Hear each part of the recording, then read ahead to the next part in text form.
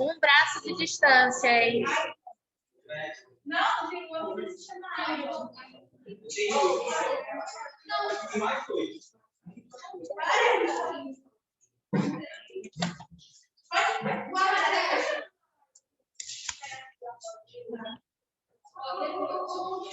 Bom dia.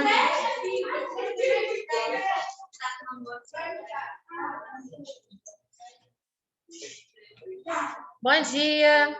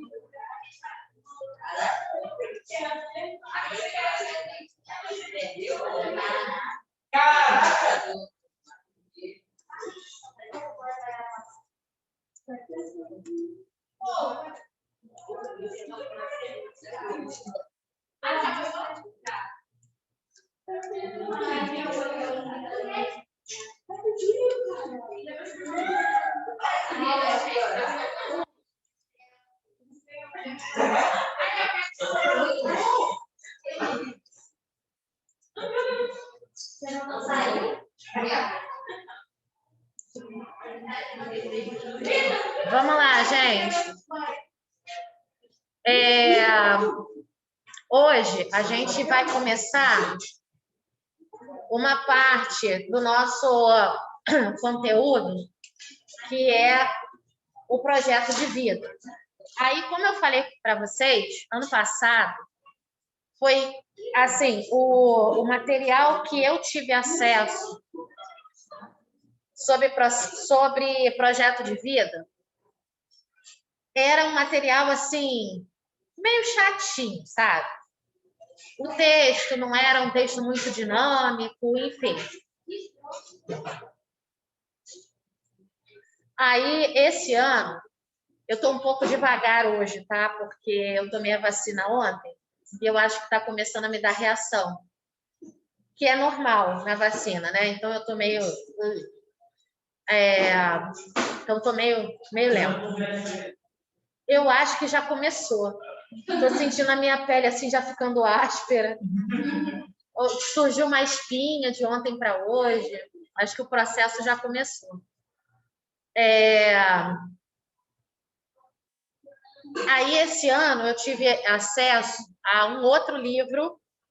Apesar da gente não usar livro, a gente está sempre buscando livros novos e tal. E aí eu tive acesso a um livro que eu gostei bastante dele, e eu vou seguir, entre aspas, João, guarda o telefone, por favor. Quem tiver com o telefone, guarda, por favor. Eu vou seguir esse passo a passo desse livro, mas é claro que sempre adaptando a nossa realidade. Então, por exemplo, na semana que a gente estiver online, tiver todo mundo online, eu vou aproveitar para fazer alguns jogos online também, sobre esses assuntos, alguns vídeos que a gente vai fazer debate sobre esses assuntos. E aí eu gostaria, sinceramente, que vocês estivessem... Ágata, levanta. Tira o cabelo do olho. Quer beber uma água? Vai lá.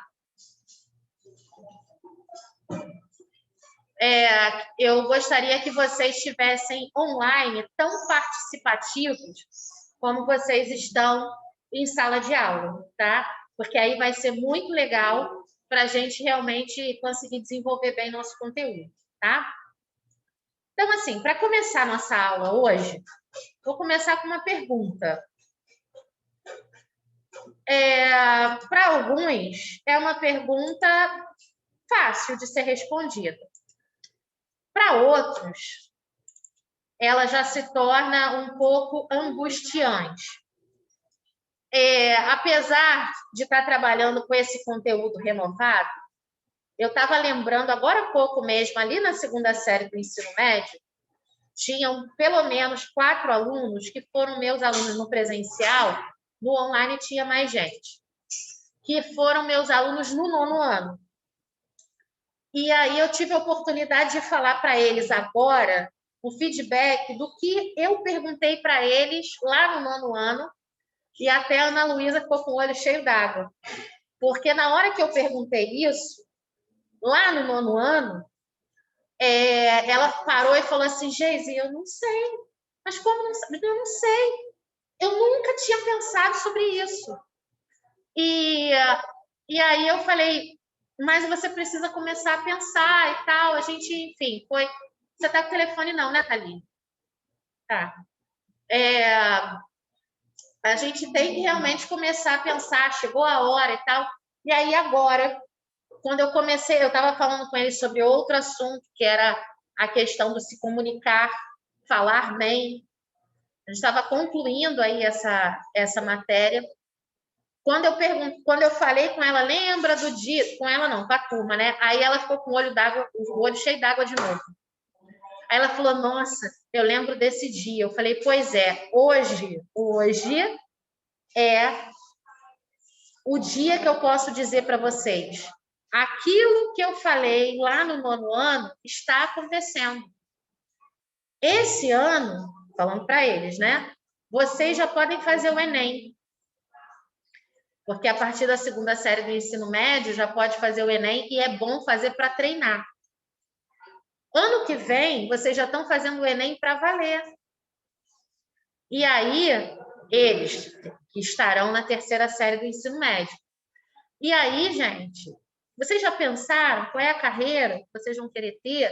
Vão fazer o Enem para fazer o SISU? Para que faculdade? Ou vai fazer vestibular para alguma outra faculdade que não aceita o Enem? Já pensaram, né, nas carreiras, na vocação e tal? E aí o tempo passou. Então, hoje, guardem esse momento, porque espero em Deus poder falar isso para vocês daqui 2 anos, na segunda série do ensino médio, e vocês lembrarem desse momento aqui. Quem é você? Não precisa responder, responde para si mesmo. Quem é você? O que você quer se tornar? Já pensaram nesse assunto? Em algum momento? Quem já pensou? Quer falar? Hã? Oi? Quem falou que não tem nada para falar? Não tem nada?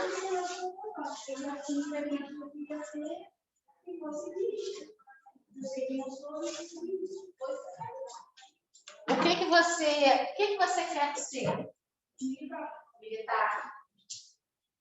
Mas eu queria ser policial porque eu queria subir o para batida. Nossa, que louca. Mas aí não dá. Aí você...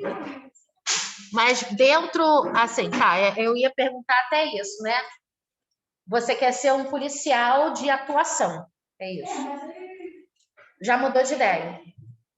Mas hoje, o que você pensa?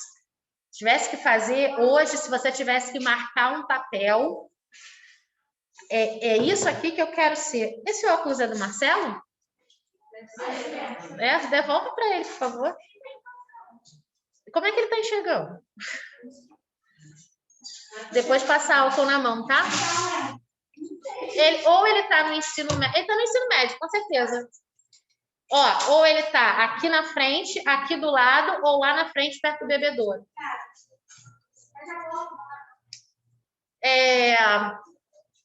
Se você tivesse que marcar um papel hoje do que você gostaria de ser, o que você marcaria? Militar. Seria? Musicista. Medicina. Quem falou? Mais o quê? Ai, que bom, vou ter bons médicos para me consultar quando eu for idosa. Não, sei, eu quero fazer. Só se você pagar, porque não é. Ah, não, isso não. Talvez as minhas filhas serão suas. Não, até porque não vai dar tempo, né? Porque eu já estou com 40. Você vai estudar ainda mais uns 8 anos, aí 9. Aí não dá. Não vai, não vai. Comigo não vai rolar, mas de repente com a Angélica, com a Ágata. Mas em casa. Engenharia, legal. Mas quem? Vocês vão construir o hospital que elas vão trabalhar. Quem falou pediatra? Vocês duas. Legal, tá todo mundo no mesmo hospital lá. Eu vou botar lá. Não, você quer ir para onde? Eu quero fazer. Interessante.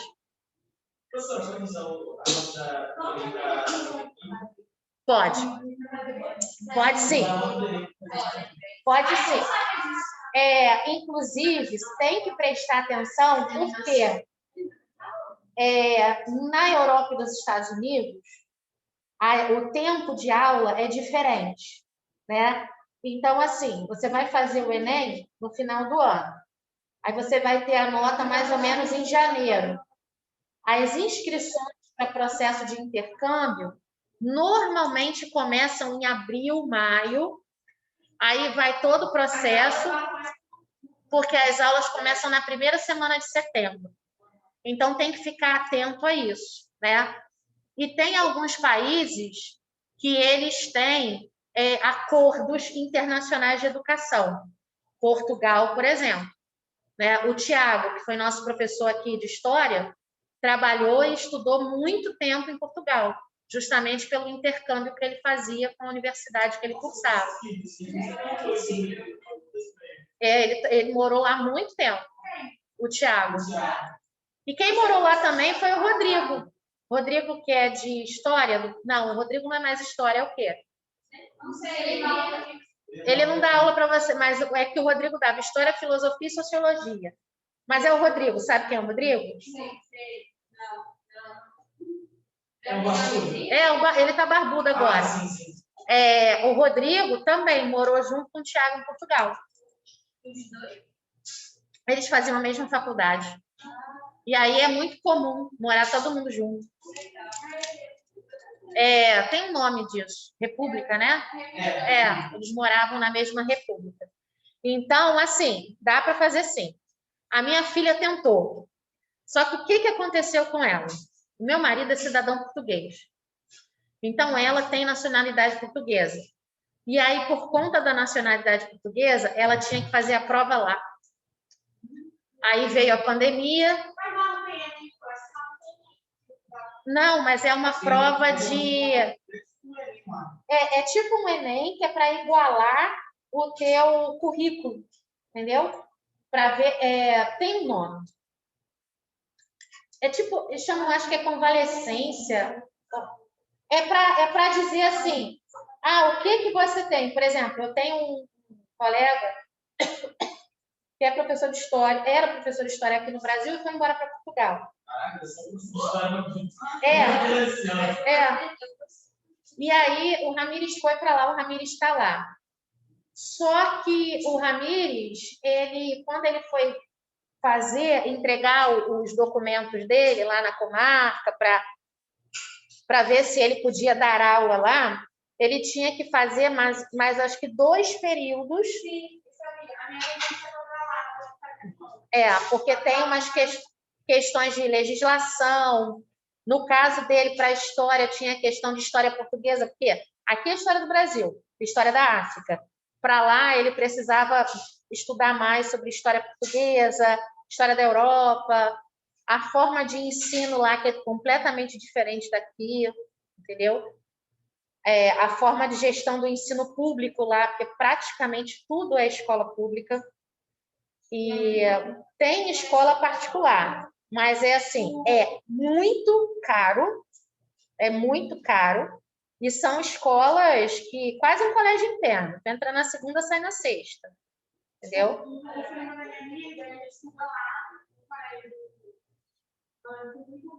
Ele vai falar francês, inglês, português. Mas ele tem uma tia, que mora na França, e ele só fala com ela em francês. A tia fala inglês, fala português, e ele só fala com ela em francês. O aluno português,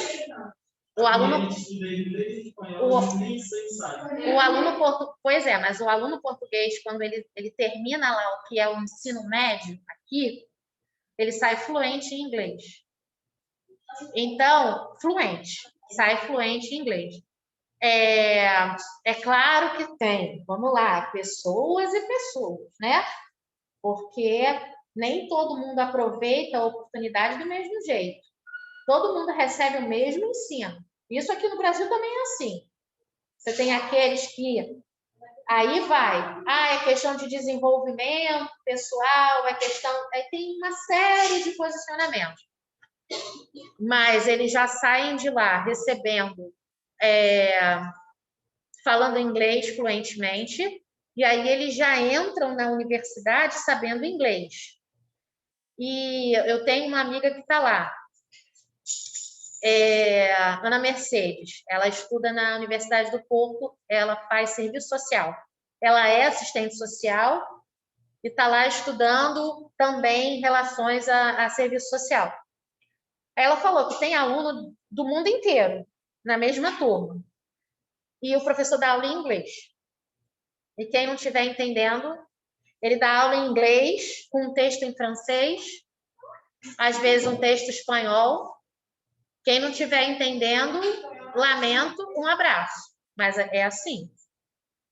Então, quem já está pensando em ir para fora do Brasil, línguas estrangeiras. Em inglês, no mínimo o inglês, o espanhol e o francês.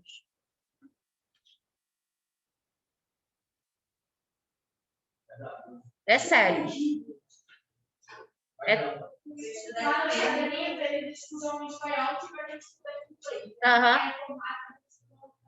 Sim.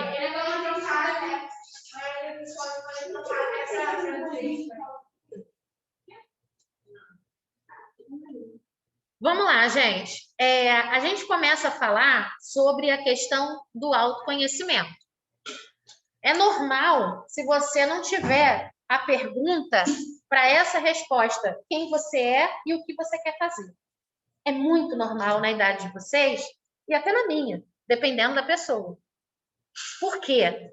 Porque você precisa desenvolver o processo de autoconhecimento. Quem é você? A gente sabe que cada um é de um jeito, e isso é ótimo. Mas quem sou eu no meio de tanta diversidade? Não estou falando assim, como é que eu quero que me enxerguem? Não, não, não. Quem sou eu? Quem sou eu? Quem é a Geise? Né? E aí eu estava falando para o ensino médio lá. Eu sei que eu sou uma pessoa chata. Eu sou uma pessoa chata. Na maioria, assim, a maioria das pessoas vai dizer assim, pô, tu é meio chato. Sou. Só que a minha chatice faz parte da minha identidade. Faz parte do meu jeito de ser. O que eu tenho, os meus pontos de chatice, com relação a questões de organização, de processo, de disciplina. Só que essas coisas nas quais eu sou chata fazem parte daquilo que eu me proponho ser. E com o tempo, eu vou aprendendo, né, a melhorar isso, porque o processo de autoconhecimento, ele é para sempre. Tem aluno que agora no ensino médio diz assim, nossa, Geise, você mudou. Você dava, o jeito que você dava aula quando você entrou aqui, a forma como você falava com a gente, você mudou. Claro, eu amadureci. Daqui a pouco vai fazer 8 anos que eu estou na escola, quase. São 8 anos de vida. E nesse período a gente amadurece. A gente aprende a ser outra pessoa. Ou melhor, a gente aprende a ser uma pessoa melhor. Porque se não for assim, né, como algumas pessoas gostam de dizer, eu sou assim e pronto, não vou mudar, que é algo complicado, né? A gente começa a ficar para trás. Então, a gente vai falar sobre essa questão do processo de autoconhecimento. E preciso da participação de vocês. Bom, vou começar a ler o texto. O processo de autoconhecimento revela um novo mundo de oportunidades para quem conquista a arte de conhecer a si mesmo. Relações mais saudáveis, situações mais agradáveis e decisões mais precisas são alguns dos frutos colhidos nessa jornada de introspecção. Ou seja, introspecção. Você não vai fazer o processo de autoconhecimento se olhando de fora para dentro. Então, não estou falando de cabelo, não estou falando de peso, não estou falando de cor de pele, não estou falando de a forma como se veste, apesar da forma que a forma como você se veste tem a ver com os seus sentimentos, tem a ver com as suas emoções. E emoção é uma coisa e sentimento é outra. A gente vai ver isso daqui a pouco. Eu estou falando de um processo que começa de dentro para fora. Quem é você de dentro para fora? E aí, muitos problemas acontecem na adolescência porque a pessoa, quando fecha os olhos e se olha de dentro para fora, é uma. E quando ela abre os olhos e se olha no espelho, ela não reconhece aquilo que ela está enxergando ou quem ela está enxergando. Algumas pessoas lidam muito bem com isso e começam um processo, aí sim, de fora para dentro. Muda o jeito do cabelo, muda o jeito de usar o óculos, alguns engordam um pouquinho, outros emagrecem, né? Muda um pouco o jeitinho de vestir, vai crescendo, vai se adaptando a coisas que gosta e que não gosta. Vou espirrar. Desculpe. Algumas pessoas não lidam bem com isso.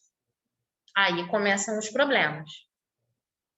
Depressão, ansiedade, algumas vezes agressividade, desânimo, né? Aí começam os problemas. Vamos lá. Mas como definir verdadeiramente o que é autoconhecimento? Essa é uma das questões mais significativas de quem busca analisar a si mesmo. Não é raro pessoas observarem uma imagem de si mesmo que, na verdade, não reflete o seu verdadeiro eu, mas sim o que os outros enxergam nela. E todos esses aspectos fazem parte da autoanálise. Por isso, eu tirei esse artigo de uma revista eletrônica, tá? Por isso que ele fala assim. Por isso, nossa publicação de hoje é um convite. Reserve alguns minutinhos do seu dia e vem com a gente descobrir um pouco mais sobre você. E aí, o artigo continua. Que horas a gente termina? Então temos tempo. Entender o que é autoconhecimento é o primeiro passo. Autoconhecimento é um método de reflexão que permite pensar sobre si mesmo, analisando fatores fundamentais para o convívio consigo mesmo e com as pessoas ao seu redor.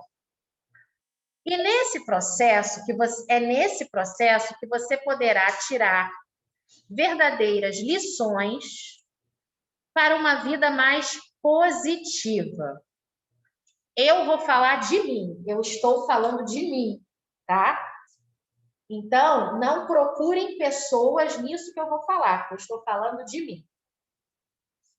Quando eu era adolescente, eu era um porre de pessoa. Sabe aquela pessoa nojenta? Era eu. Nojenta. Eu olhava as pessoas com cara de nojo.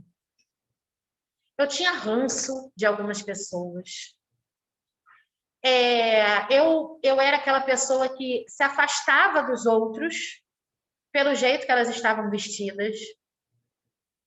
Eu detestava fazer parte dos grupinhos de gente que falava errado, de gente que eu considerava gente burra.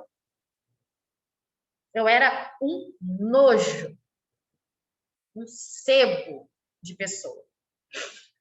E aí, meu pai, que foi a pessoa que sempre... A minha mãe sempre foi assim, a carcamana, sabe? Escreveu, não leu, né? Era desse jeito. O meu pai era a pessoa mais bom vivant da coisa ali, né?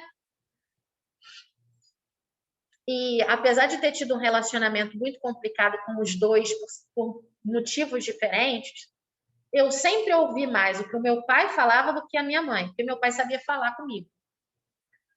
E aí meu pai uma vez falou assim: qualquer dia tu vai tomar um soco no meio da cara, tu não vai saber nem de onde veio, se você continuar com esse jeito de tratar as pessoas. Sabe por que você não tem amigos? Porque você está se tornando uma pessoa insuportável. E aí eu comecei a perceber que o problema não estava nas pessoas, o problema estava em mim. Eu era uma pessoa muito intolerante. E aí, na época, eu era um bandista, porque a minha família era um bandista. E eu comecei, dentro da fé que eu professava naquela época, a procurar entender por que eu era assim. Se era espiritualidade, porque era aquilo que eu acreditava, se eu tinha sido um espírito ruim em outra vida, porque era aquilo que eu acreditava. E aí eu comecei a perceber, e naquela época, essas pessoas que me serviram de mentores, né, colocavam assim, que eu era uma pessoa que me cobrava demais e que cobrava demais dos outros. Então, eu queria sempre tudo certo, eu queria sempre tudo limpo, eu queria o melhor, eu queria me mostrar melhor, melhor que os outros mesmo. Eu tinha essa soberba. E lá pelo 8º ano, que é a 7ª série antigamente, eu comecei a tomar na cara como meu pai falou que um dia ia acontecer. E eu comecei a ter que ser uma pessoa melhor. E aí eu fui mudando um pouco o meu jeito de ser. Eu era daquele tipo de pessoa que, assim, eu copiava tudo, meu caderno era impecável. Aí a pessoa chegava perto de mim, o cara brincou a aula inteira, fez macaquice a aula inteira, né? E aí, Geise, me empresta seu caderno para eu tirar cópia? Não. Por que não? Porque você teve a mesma aula que eu. Eu estava prestando atenção na aula, você estava de bobeira e agora eu tenho que emprestar o meu caderno? Se vira. E não emprestava. Aí vinha a professora, vinha a coordenadora, Geise, seu caderno, por favor. E tirava, porque a mãe ligava para a escola do aluno, e aí emprestava o meu caderno, e eu me sentia obrigada a emprestar o meu caderno. Até que eu comecei a bater de frente com coordenadora, com diretora. Por que eu tenho que emprestar meu caderno? O cara está na mesma aula que eu. Ele está fazendo um monte de besteira. E eu tenho que emprestar meu caderno? Não vou. Não vou. Tira meu caderno de dentro da mochila. Eu jogo o caderno lá no meio da Rua Mercúrio, que o meu colégio ficava na Rua Mercúrio. Mas eu não dou meu caderno. Eu era assim, desse jeito. Enfim, a vida cobrou. A vida foi cobrando. E eu tive que mudar o meu jeito de ser. Porque eu comecei a ficar muito sozinha. E eu não prestava atenção numa outra coisa, que era a forma como eu me vestia. Eu não tinha muita vaidade. Eu tenho tem fotos minhas que eu pego assim de 12 anos, mais ou menos, né? Eu não ligava. Ai, que susto. Eu não ligava muito para cuidado. Com a meia, com a roupa da escola, com o cabelo. Quebrou? Com o cabelo, com essas coisas, que eram coisas que a minha mãe me cobrava, a minha avó até me cobrava também, e eu não estava nem aí para isso, porque eu achava que essas coisas não faziam diferença. Eu tinha que ser organizada, eu tinha que ser limpa, eu tinha que tirar sempre 10 e não sei o que e tal. Enfim. Aí o que eu percebi? Que as minhas colegas todas já estavam arrumando namoradinho. E ninguém se interessava por mim. E eu ficava assim, por que isso está acontecendo? Por que ninguém se interessa por mim? Sou feia? Sou feia. Aí eu botei na minha cabeça que eu era feia. O problema é que eu era feia, eu era gorda, que eu tinha uma boca muito grande, porque meu lábio sempre foi muito grande. E aí os colegas me chamavam de bocão da Royal e não sei o quê, enfim. E só que em algum momento eu tive um amigo que ele falou assim, esse menino me conhecia muito, que ele falou assim, cara, teu problema é que você é muito chata. Você é muito chata. Você é muito cri-cri com algumas coisas e as pessoas se afastam de você. E afinidade. Aí vem uma outra palavra. E eu tinha muita afinidade com esse menino, com o Alexandre, porque a gente gostava do mesmo tipo de música, música de velho. A gente gostava do mesmo tipo de histórias. Eu tinha toda uma pegada, porque como eu era um bandista, tinha toda uma pegada do esoterismo, não sei o quê. Eu estudava astrologia, cartas e tudo que vocês possam imaginar dessas questões esotéricas. E o Alexandre, eu tinha afinidade com ele. E o Alexandre foi uma pessoa que me ensinou muito a lidar melhor com os outros. E aí eu fui aprendendo. Agora, o que me tirou mesmo dessa zona de conforto que eu estava foi entrar no mercado de trabalho. Porque aí, com 14, 15 anos, eu tinha muito problema com meu pai, né? Meu pai, num período da vida dele, ele foi uma pessoa muito irresponsável com a família. Então, faltava de tudo dentro de casa. E eu tive que começar a trabalhar para poder pagar a minha escola, para ter as minhas coisas. Tinha dia que não tinha nem assim. Eu queria usar, por exemplo, um absorvente tal que passava na televisão, que era melhor, que isso e com aquilo. Minha mãe, não, esse não dá para comprar, não. Tem que comprar o mais barato. E eu queria ter essas coisas. Eu sempre fui uma pessoa muito independente. Com 14 anos, eu fui trabalhar para poder ter as minhas coisas. E foi aí, nesse momento, que eu caí no mercado de trabalho, que aí a minha cara rachou. Porque eu estava lidando com pessoas que algumas vezes eram pior do que eu.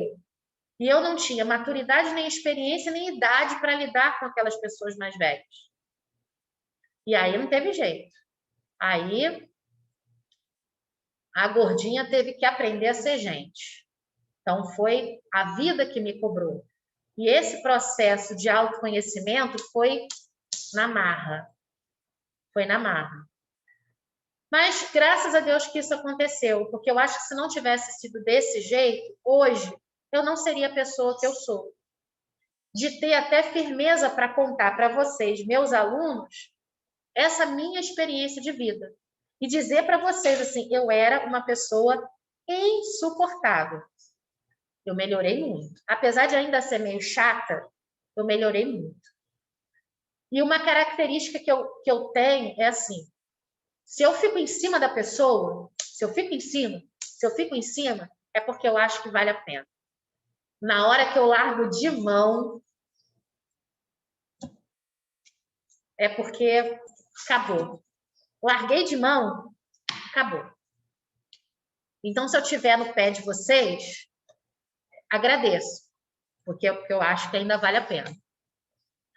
E esse é o processo de autoconhecimento, né? Eu digo que isso começou lá com 14 anos, eu estou com 40, faço 41 mês que vem, e ainda estou nesse processo. E cada vez que eu me abro a aprender, eu melhoro mais um pouquinho. E tem que ser assim. A gente tem que se moldar, se permitir aprender até o final da nossa vida. Conhecimento não ocupa espaço. Eu vou terminar. Faltam 3 minutinhos. Eu vou fazer uma leitura aqui e já vou deixar de pontapé para a próxima aula, tá? Entre emoções e sentimentos. Você sabia que emoções e sentimentos não são a mesma coisa? Apesar de muito confundido, o fato é que no meu curso de autoconhecimento, que é um artigo, né, falando novamente, você precisará lidar justamente com esses elementos, o da emoção e do sentimento. Esse último normalmente fala mais alto e é mais difícil de ser domado. Todo mundo está sujeito à influência das emoções e sentimentos, principalmente durante a descoberta dos seus valores, princípios e personalidade. Vamos lá. Emoções. A emoção é uma reação fisiológica das áreas mais primitivas do cérebro. Então, emoção é fisiológica. A emoção está dentro do corpo. É por isso que a gente chora, a gente ri, a gente se assusta, a gente fica irritado. Isso é cerebral, tá? Sentimentos estão relacionados com a consciência, a interpretação e significado, que vai variar de pessoa para pessoa, né? Então, por exemplo, vamos supor que eu esteja aqui e alguém entra correndo na sala, me dá um susto, eu vou me emocionar. O susto é emoção. Geise profeta. Ainda não. Geise profeta. Mas chegou alguém, né? Eu me assusto. Isso é emoção. Só que aí a pessoa abre a porta. Geise, quanto tempo! Que saudade de você! Não sei o quê. O que eu vou sentir é sentimento. Sentir sentimento. Felicidade. Alegria de estar vendo aquela pessoa, né? Agora, se alguém abre a porta e vem, eu vou olhar assim, vai despertar outros sentimentos em mim. De raiva, de desdenho, né? Enfim, tantos outros negativos. Ou seja, é a mesma emoção de susto, mas dependendo da interpretação, da consciência, do significado daquele susto, eu vou ter sentimentos diferenciados. Entendeu? Chega alguém e você fica feliz porque aquela pessoa chegou. Isso é sentimento, é emoção. Chega alguém e você fica extasiado porque aquela pessoa chegou, ou extasiada. Isso é sentimento.